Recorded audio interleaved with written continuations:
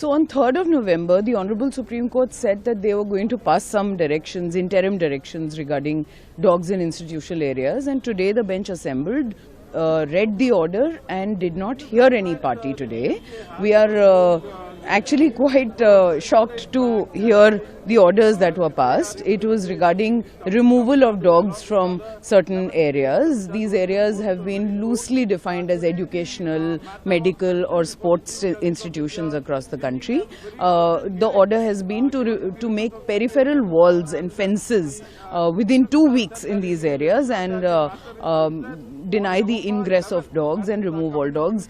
I don't see that playing out very easily in the country because there are institutions that look after hundreds of their dogs very well. Also, some of the larger institutions like IITs and JNUs and AIIMS actually look after their dogs which are neutered and vaccinated. The court has also asked for fencing to be done around bus stops and railway stations, which is a nightmare, going to be a nightmare for administration. I would wait to read the order that is actually passed when it is uploaded, and we will seek necessary remedies. The states would of course be completely incapable of executing it, that is for sure. Within 2 weeks for every educational institution, which some of them don't even have classrooms, for them to now have walls and manning the gates to prevent any animal from coming in, I don't know what kind of a sterilized country we are trying to live in.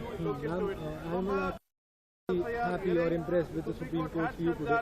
What do you think, how do you think, can you suggest to us that a reasonable order, if would have been passed by the Supreme Court, that could have been... So we had prepared a roadmap. We had submitted it with the amicus for what steps can be taken to prevent conflict in institutional areas, and how neutering and vaccination and strengthening of peripheral walls, etc. Can be done within a period of time in a graded manner, and responsibility can be affixed on these institutions to ensure that feeding is done responsibly, etc. But that was disregarded today. The bench did not hear it. The amicus did not place it on record before the bench, as far as I know, and that is why the bench passed again sweeping directions like ones that were passed on the 11th of August. This is actually unfortunate that it's a real problem, the population of dogs. There is a real solution, but without listening to all parties, just offhandedly asking for dogs to be removed is just going to aggravate the problem.